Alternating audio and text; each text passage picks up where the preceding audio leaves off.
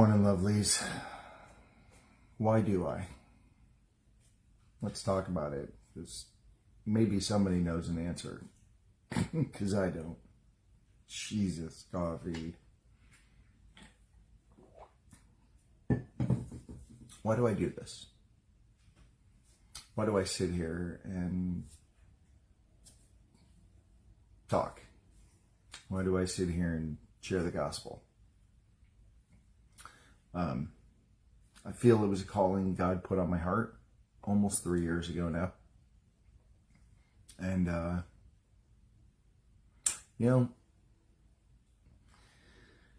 wrestled last night and this morning, and really didn't sleep good with, didn't get up early. Just pretty much acted like a little bit of a petulant child. A little bit of an entitled child. Bowled really horribly last night. Good morning, Eddie. What's going on, my brother? My commiserating brother. Eddie and I both struggled last night.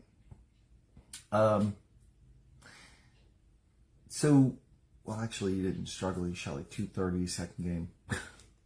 That's like a game and a half for me. Why do I do this?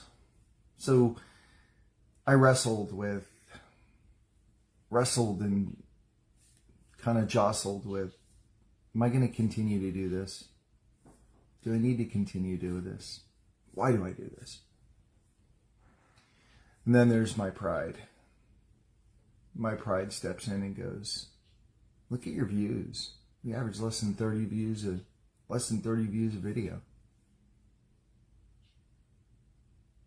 Are you impacting the kingdom at all? Or are you just teaching those that already know? What are you doing it for? And pondered no longer doing a video. Pondered shutting this down and saying, not reaching anybody. Not reaching anybody. It's not. And then there's Eddie. Eddie sends me a voice message after I told him I was gonna shut things down, and because I felt like it's a pastor with no congregation. What's he doing? Who's he talking to? And then, I said God uses, God can speak through a donkey. Well, God used Eddie this morning to encourage me. And so I'm just going to pray that I'm able to reach more people, and that those that teaching reaches continues to reach them. And that's why I do it. So I wrestled with my pride a little bit last night, and it was not pretty. I wrestled with my pride from moment one stepping on the lanes last night. I had a weird anomaly that can only be Satan. My bowling bag sitting in the trunk of my car. I grabbed it out of the trunk last night, threw it in my truck to head to bowling. And I get there, and it's been sitting in the trunk, right? My 2-ball bag with my shoes in it.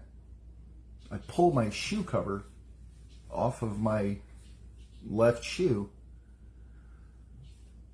and I have a habit of sliding my sole on the approach before I ever take a shot, just to make sure that my slide soles feel good. Well, I go to slide my foot, and it feels like a tennis shoe.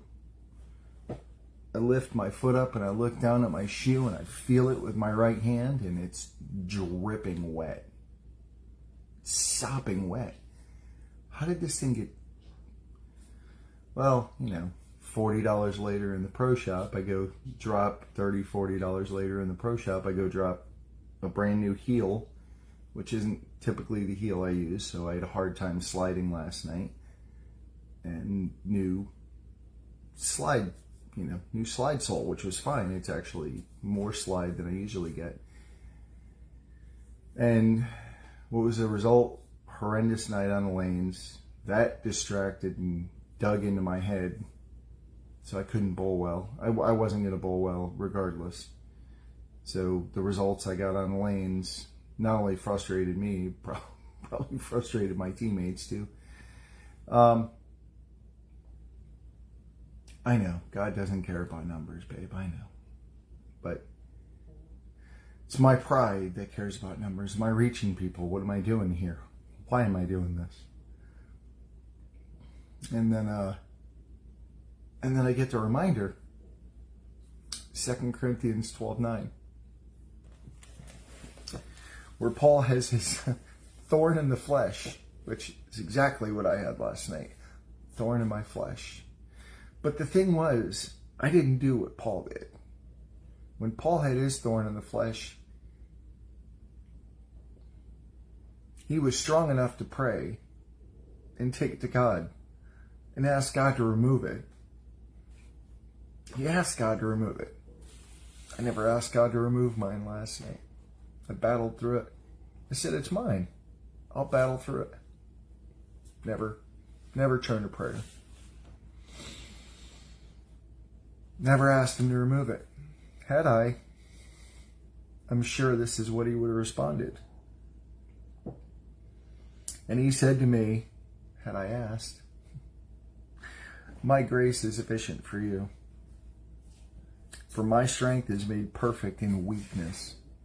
And my response would have most assuredly been, therefore I will gladly rather boast in my infirmities or my weakness, to know that the power of Christ is upon me.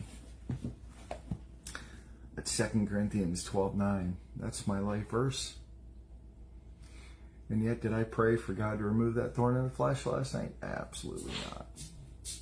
Matter of fact, that thorn in the flesh grew and just got bigger and bigger and bigger, because I let my flesh get bigger and bigger and bigger. Instead of, and I was so proud of Eddie last night because I didn't pray, but what did Eddie want to do? Prayed. He actually took me to prayer. So, massive growth. Good job, buddy. I'm proud of you. Because I didn't. In the moment, I didn't. I just let my flesh have. My flesh was at a carnival last night. It was riding roller coasters like mad last night. It was having fun. I didn't even remotely try and stop it. So, I say all of that to say, I'm not perfect. I struggle. I deal with pride. I'm a sinner in need of His mercy and His grace every minute of every day. I'm saved only by His grace, not by my own works. Because if my own works were indicative of my salvation, I'd have been in deep trouble last night. I love you too, brother. Tonight's another day. Today's another day. Tonight's another night. And we're not gonna let Satan have a field day. I watched my average drop 23 pins last night.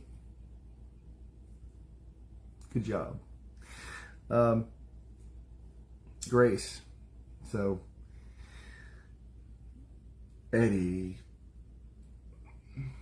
my beautiful bride, anybody that sits and listens to these videos is why I do what I do. And I'm sorry that I was willing to wave the white flag and quit because of my pride. Because my pride's worried about views. Because my pride's worried about subscribers. Because my pride's worried about followers. It's not about the numbers. I tell people all the time they're not my videos. They're His. So, I love you guys. I do. When I say that, I truly mean it. I love you. And I know He does. And I know He loves me because Even when I'm a petulant child, he's just going, really? Again? We're going to do this again. But we'll be back Monday with whatever Dad wants to talk about. And I'll be doing it from a different location. I'm actually going to be with my daughter all next week. So don't know what that setup's going to look like, but we'll figure it out. We'll be back Monday with whatever Dad wants to talk about.